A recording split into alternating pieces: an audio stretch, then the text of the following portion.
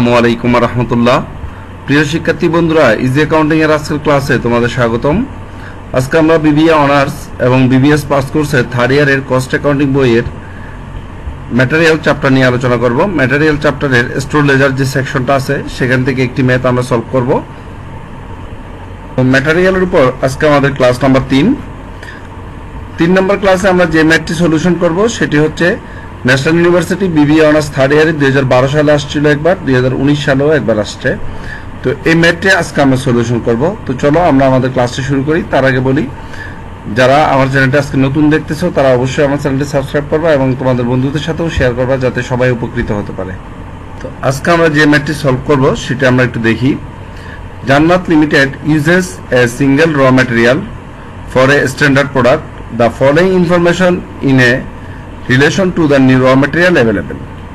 তো আমাদের নিচে কিছু ইনফরমেশন দেওয়া আছে। এর মধ্যে আমরা দেখি জুন মাসের 1 তারিখে 500 ইউনিট ক্রয় করছে 10 টাকা করে, 4 তারিখে 200 ইউনিট ক্রয় করছে 12 টাকা করে, 10 তারিখে 500 ইউনিট ক্রয় করছে 16 টাকা করে, 20 তারিখে 300 ইউনিট ক্রয় করছে 20 টাকা করে এবং 3, 6, 12, 22, 28 তারিখে আমাদের এই পণ্যগুলো সেল করছে বা ইস্যুড করছে। নিচে বলা আছে during the month of June মাসে ডিরেক্ট লেবার কস্ট ছিল 15,000 টাকা, administrative and selling expense amount two টাকা 6,000 তো 6,000 টাকা। The company charges factory overhead 50% of labour cost. তার মানে এই কোম্পানি তার ফ্যাক্টরি ওভারহেডটা ধার্য করে লেবার কস্টের উপর 50%। ফিনিশ গুডস আর সোল্ড এর টাকা 90,000। ফিনিশ গুডসগুলো আমরা 90,000 টাকায় বিক্রয় করে দিয়েছি। There was no work in progress, কোনো ওয়ার্ক ইন প্রোগ্রেসও নেই এবং কোনো ফিনিশ গুডসও নেই। ম্যাটেরিয়াল ইস্যুস আর প্রাইস আন্ডার লিফো মেথড। ম্যাটেরিয়ালটা ইস্যু করা হয়েছে লিফো মেথডে। আমাদের বলা হয়েছে you are required to ascertain the profit after preparing the store ledger. Store লেজারটা তৈরি করে আমাদেরকে বলা হয়েছে প্রফিটটা নির্ণয় করতে। তো প্রফিট নির্ণয় করার জন্য আমাদের আগে এই কস্ট স্টেটমেন্টটা করে নিতে হবে, তার আগে আমাদের করতে হবে স্টোর লেজারটা। তো আমরা লিফো পদ্ধতিতে আগে স্টোর লেজারটা করে নিই, তারপর আমরা প্রফিটটা নির্ণয় করব। তো চলো আমরা প্রথমে স্টোর লেজারটা তৈরি করি। তো স্টোর লেজার করার আগে আমরা একটা ঘর কাটবো। Store ledger under LIFO inventory method. তো আমরা ঘরটা কেটে নিলাম, date, receipt, issue, balance, unit, rate, total দিয়ে ঘরটা কেটে নিলাম। তো প্রথম আমরা কাজ করব 1 নম্বর যে আমাদের ট্রানজাকশন আছে সেটা ব্যালেন্স আছে 500 ইউনিট 10 টাকা করে জুনের 1 তারিখে। আমরা লিখে নিব জুন মাসের 1 তারিখে 500 ইউনিট 10 টাকা করে 5,000 টাকা।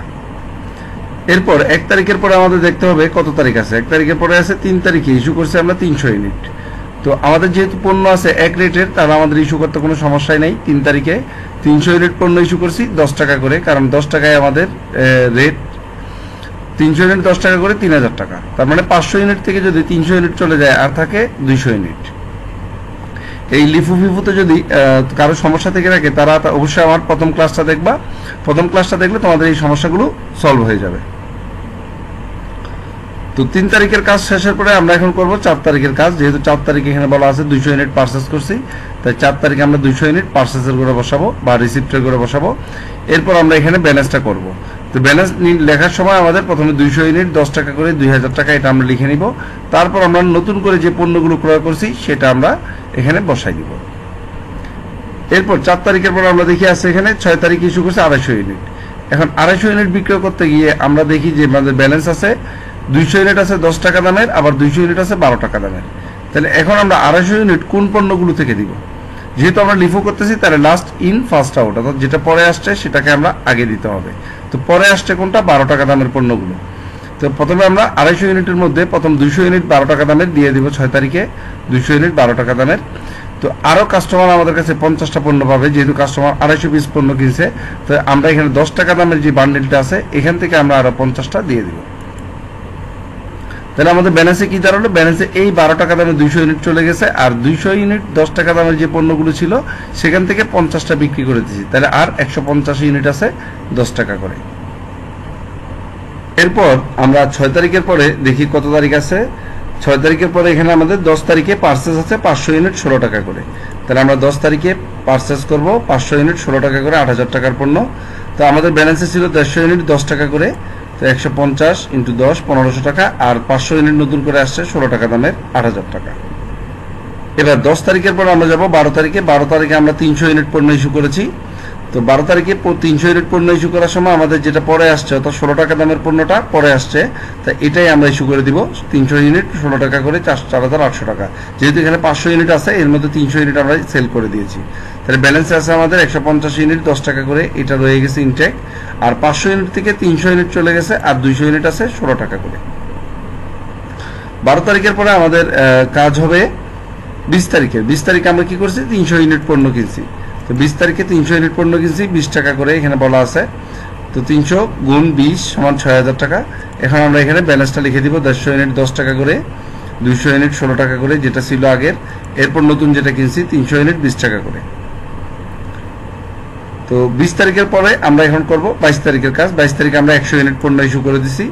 তো 22 তারিখে 100 ইউনিট পণ্য ইস্যু করবো কোনটা, 20 টাকা দামেরটা, যেহেতু এটা পরে আসছে। তো 20 টাকা দামের 100 ইউনিট ইস্যু করে দিলে আমাদের ব্যালেন্সে থাকে 150 ইউনিট যেটা আগে ছিল সেটা রয়ে গেছে, 200 ইউনিট যেটা 16 টাকা দামের সেটাও রয়ে গেল। এই 300 থেকে 100 চলে গেছে। তো 100 ইউনিট চলে গেলে কত থাকে, 200 ইউনিট 20 টাকা করে 4,000 টাকা। এরপর আমরা 22 তারিখের পর 28 তারিখে আমরা আবার ইস্যু করবো 150 ইউনিট পণ্য। তো 150 ইউনিট আমরা তাও সবার শেষের পণ্য অর্থাৎ 20 টাকা দামের পণ্যগুলো থেকে 150 ইউনিট পণ্য বিক্রি করে দিলে আমাদের থাকে 150 ইউনিট 10 টাকা করে, 200 ইউনিট 16 টাকা করে, আর 50 ইউনিট থাকে 20 টাকা করে। তো এখন আমরা এখানে যোগফলটা নামাবো। তো আমাদের টোটাল রিসিপ্ট হচ্ছে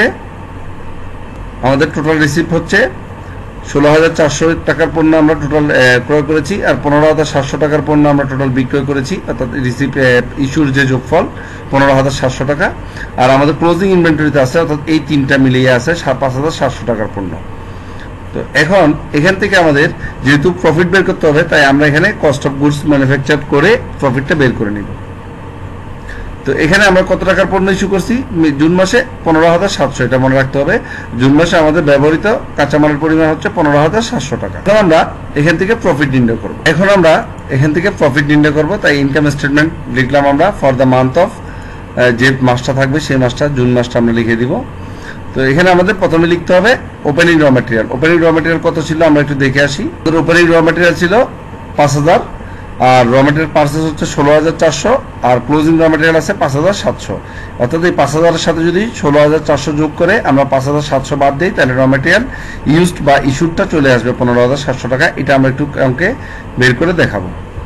এখন আমরা এখানে প্রথমে ওপেনিং র ম্যাটেরিয়াল লিখবো 5,000 টাকা, আর raw material purchase 16,400, closing raw material 5,700, যে স্টোর লেজার থেকে আমরা নিয়ে আসলাম। টোটাল আমাদের র ম্যাটেরিয়াল ইউজ হচ্ছে 15,700।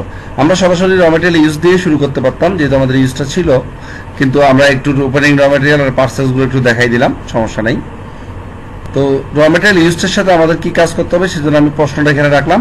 আমাদের বলা ছিল যে during the month June direct labour cost ছিল 15,000 টাকা, তাই আমরা ডিরেক্ট লেবারটা যোগ করবো 15,000 টাকা। র ম্যাটেরিয়াল ইউজের সাথে ডিরেক্ট লেবার যোগ করলে তোমরা জানো যে এখানে প্রাইম কস্ট পাওয়া যায় 30,700 টাকা। প্রাইম কস্টের সাথে আমাদের যোগ করতে হয় ফ্যাক্টরি ওভারহেড। ফ্যাক্টরি ওভারহেডের ক্ষেত্রে বলা আছে 50% অফ লেবার কস্ট। তো লেবার কস্ট ছিল আমাদের 15,000 টাকা, এটার 50% হবে ফ্যাক্টরি ওভারহেড 7,500 টাকা। ফ্যাক্টরি ওভারহেড যোগ করলে আমরা পেয়ে যাব প্রোডাকশন কস্ট 38,200 টাকা। এটার সাথে আমরা যোগ করবো অ্যাডমিনিস্ট্রেটিভ অ্যান্ড সেলিং এক্সপেন্স 6,000 টাকা। যোগ করে দিলে আমাদের টোটাল কস্ট আছে 44,200 টাকা।